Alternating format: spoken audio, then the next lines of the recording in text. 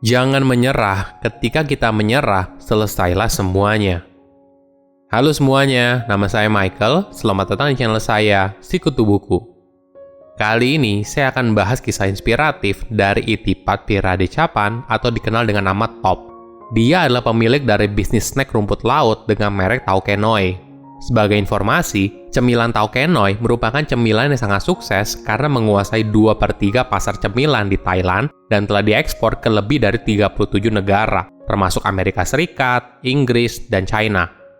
Sebelum kita mulai, buat kalian yang mau support channel ini agar terus berkarya, caranya gampang banget. Kalian cukup klik subscribe dan nyalakan loncengnya.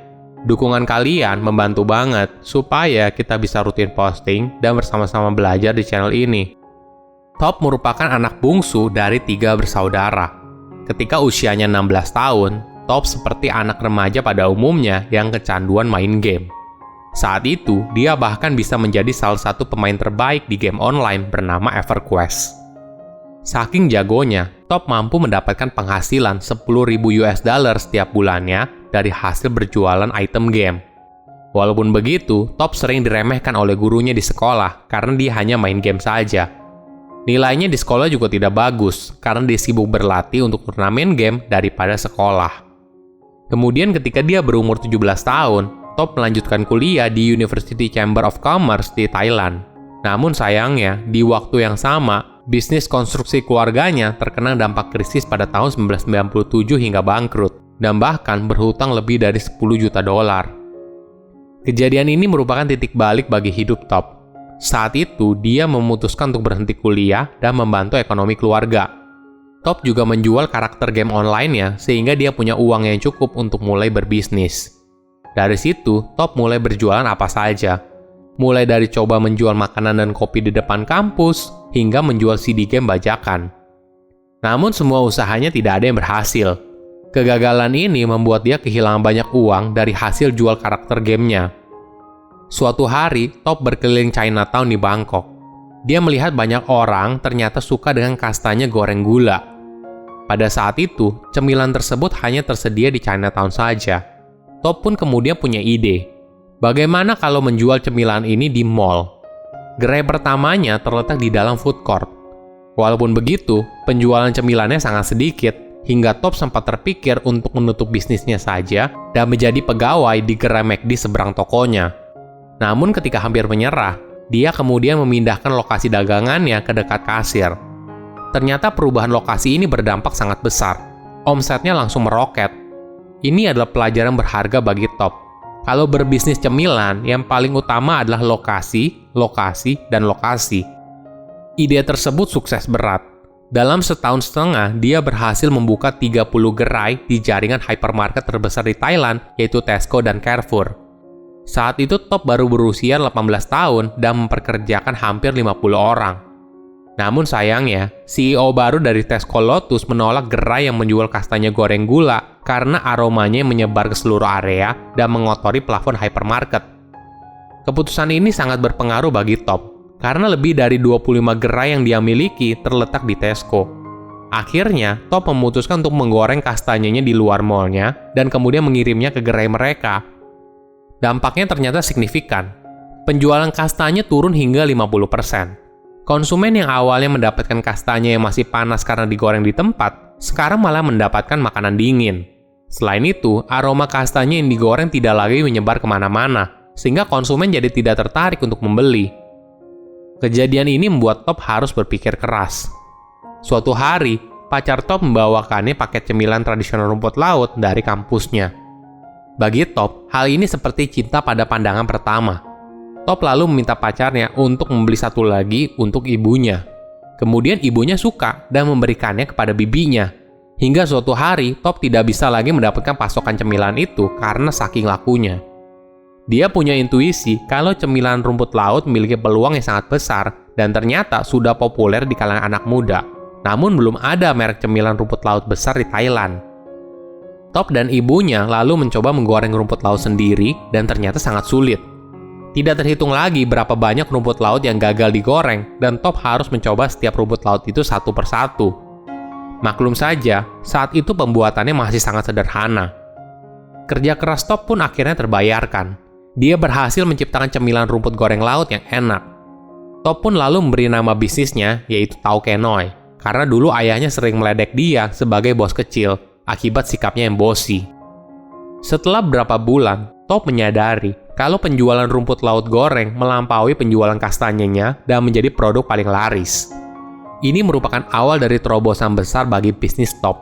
Sebagai informasi, saat itu usianya baru 19 tahun. Tidak berhenti sampai di sana, Top mulai berpikir lebih besar. Dia sadar kalau ingin jadi pemain besar, Top tidak bisa sendiri. Dia harus punya jaringan distribusi yang kuat. Top lalu memutuskan untuk mendekati 7-Eleven. Awalnya, manajemen 7-Eleven menolak Top karena kemasan dari cemilan rumput lautnya sangat jelek, hanya menggunakan kemasan plastik dan stiker. Penolakan ini tidak membuat Top menyerah. Dia lalu menghabiskan berbulan-bulan untuk memperbaiki desain kemasannya. Hingga akhirnya, manajemen 7-Eleven puas dan berniat untuk mengunjungi pabriknya untuk memastikan kualitas dari produk tersebut. Apabila Top lulus inspeksi, maka produknya bisa didistribusikan ke 3.000 jaringan gerai 7-Eleven yang tersebar di Thailand pada masa itu. Ini berita baik sekaligus tantangan yang cukup sulit. Maklum saja, waktu itu Top hanya punya 6 karyawan yang bekerja di bagian dapur dan tidak mungkin bisa memenuhi kuota produksinya. Dia lalu menjual bisnis kastanyenya agar bisa mendanai pabrik cemilan rumput laut dan merekrut karyawan baru. Top pun lulus dari inspeksi dan pesanan pertamanya dari 7-Eleven sebanyak 72.000 bungkus yang harus dikirim dalam waktu 45 hari. Tantangan berikutnya yang muncul adalah aturan dari 7-Eleven kalau barang Top harus terjual minimal 30 bungkus per cabang setiap bulan. Kalau tidak berhasil mencapainya, maka produk tersebut terancam akan dikeluarkan dari 7-Eleven.